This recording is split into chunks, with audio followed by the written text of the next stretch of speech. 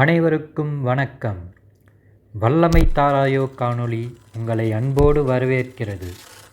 இங்கு நமது தலைப்பு உறவுகள் தொடர்கதை. மனநல மருத்துவர் ஐயா ருத்ரன் அவர்கள் எழுதிய உறவுகள் புத்தகம்தான் இக்காணொளி உருவாக முக்கிய காரணம். அப்புறம் நம்ம கொள்ளுத்தாத்தா திருவள்ளுவரும் இன்னும் பலரும்.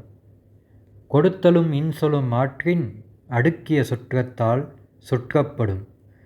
கொடுக்கும் குணமும் இனிய சொல் கூறும் பண்பும் கொண்டால் சுற்றத்தால் சூழப்படுவார்கள். உறவுகள்னு சொன்னதும் சிட்டிசன் படத்தில் தல அஜித் வசனம் பேசுகிற மாதிரி மாமன், மச்சான், மைத்துனன், பெண் கொடுத்தோர், பெண் எடுத்தோர் என்று நம்ம சொந்தக்காரங்கள்லாம் உங்களுக்கு ஞாபகத்துக்கு வந்திருப்பாங்க. ஆனால் அவர்கள் மட்டும் நம்ம உறவுகள் இல்லைங்க.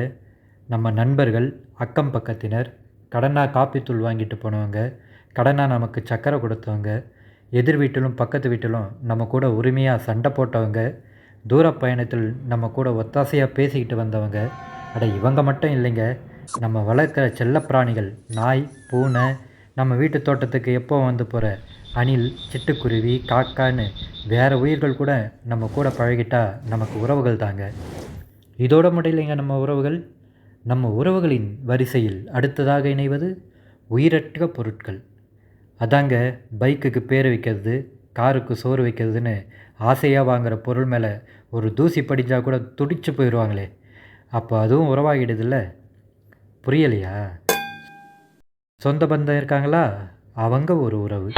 அக்கம் பக்கம் சுற்றம் இருக்காங்களா, அவர்களும் ஒரு உறவு. பிடித்த பொருள் மேலே பாசம் வச்சுருந்தா அதுவும் உங்கள் உறவு தான்.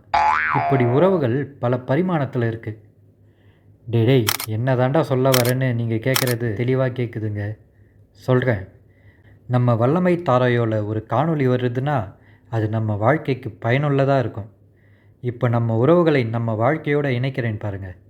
அதுக்கு முன்னாடி சப்ஸ்கிரைப் பட்டனை தட்டி நீங்களும் வல்லமை தாராயோவின் உறவுகளாக இணைஞ்சுக்கோங்க. அதெல்லாம் தட்ட முடியாது. ரைட் விடு. ஓ, காணொளி சுவாரஸ்யமாக போயிட்டு இருக்கு, கடைசியாக தட்டிக்கிறேன்னு சொல்கிறீங்களா? சரி. இப்போ நாம் பார்த்த உறவுகள் தாங்க நம்மை சுற்றியுள்ள சமூகம். நமக்கு ஒரு நல்லதோ கெட்டதோ நடந்தால் அதுக்கு காரணமும் இந்த சமூகம்தான். தனி மனித வாழ்க்கைன்னு ஒன்றுமே கிடையாதுங்க. அதனால் இந்த சமூகமாக இருக்கிற உறவுகளை ஓரளவு புரிஞ்சுக்கிட்டால் தான் நம்ம வாழ்க்கை வண்டி ஓடும். நமக்கு ஒரு லட்சியம் இருக்கும், அதை அடையிற வெறியில் வெறித்தனமாக அதை நோக்கி ஓடிக்கிட்டே இருப்போம்.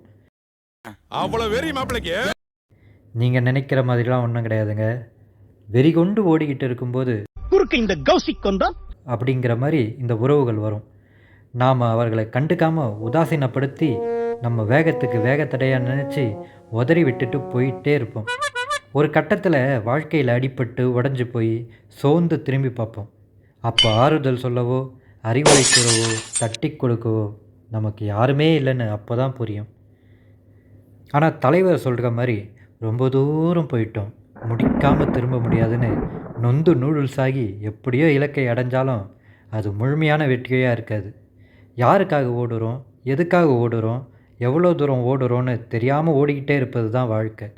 ஆனால் அந்த ஓட்டத்திற்கு தேவையான ஆட்களையும் உந்து சக்தியும் தருவது உறவுகள். இப்படி உறவுகளை பற்றி புரிஞ்சிக்காமல் உதாசீனப்படுத்தினா வாழ்க்கையில் கஷ்டங்கள் வரும்போது அதை கடப்பது கடினமாயிடுங்க. உறவுகளை நமக்கு தெரியும், ஆனால் தெரிந்தவையெல்லாம் புரிந்தவை ஆகிவிடாது.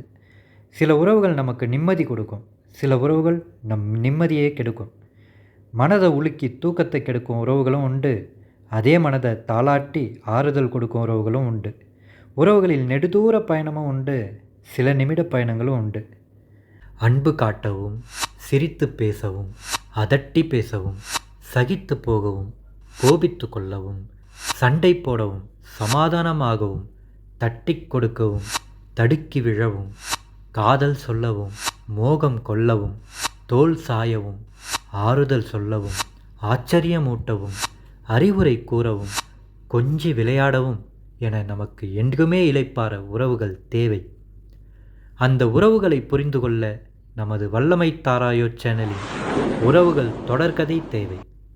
ஆம், ஒரு தொடர்கதையாக உறவுகளை புரிந்து கொள்ளப் போகிறோம். நாம் முதலில் பார்க்க இருக்கும் உறவு நட்பு. உறவுகளில் சிறந்த உறவான நட்பு பற்றி அடுத்து வரும் காணொளியில் புரிந்து கொள்வோம். குத்துனது நண்பனா இருந்தா செத்தா கூட சொல்லக்கூடாது, அதான்டா நட்பு. நன்றி, வணக்கம்.